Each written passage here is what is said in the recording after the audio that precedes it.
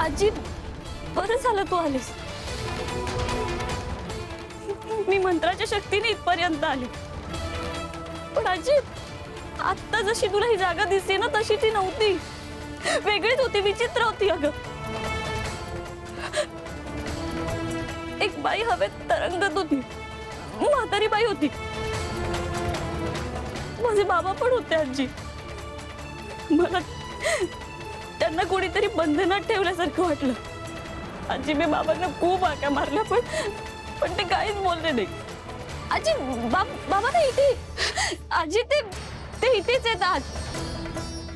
फक्त आज मला त्यांच्यापर्यंत पोहोचता येत नाहीये. आणि काय मीरा? आजी, मला असं वाटतंय की आजपर्यंत या घरात जे काही वाईट साईड घडलंय ना ते माझ्या सासूमुळे. आजी, हे ऐकून तुला धक्का बसला नाही का? मीरा, मला माणूस दिसत नसला ना तरी त्याचं मन कळतं. तुझ्या सासूला मी पाहू शकत नाही, पण तिचा स्पर्श मला सुखकारक वाटला नाही, कधीच नाही. हो आजी, बरोबर आहे तुझं. त्याच बाईने माझ्या बाबांना डांबून ठेवलंय.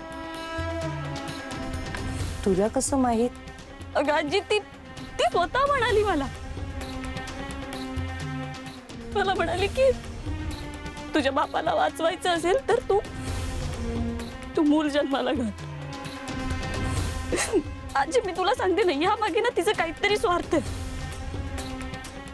पण मी दोन्ही बाजूने अडकले ग आजी. मला माझ्या बाबांना पण वाचवायचे आणि मुलंही जन्माला घालायचं नाही.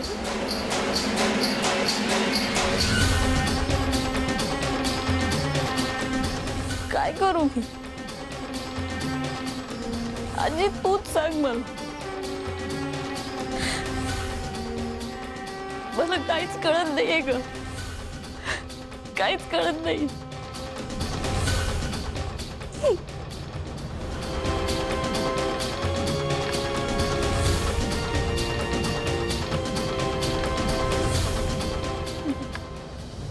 मीरा,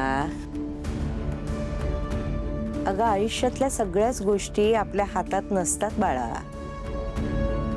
मला तर वाटतं काही वेळा त्या तशाच घडू दिल्या पाहिजे. अगं कधी कधी तसं केल्याने आपलंच नाही जगाचं भलं होत असतं.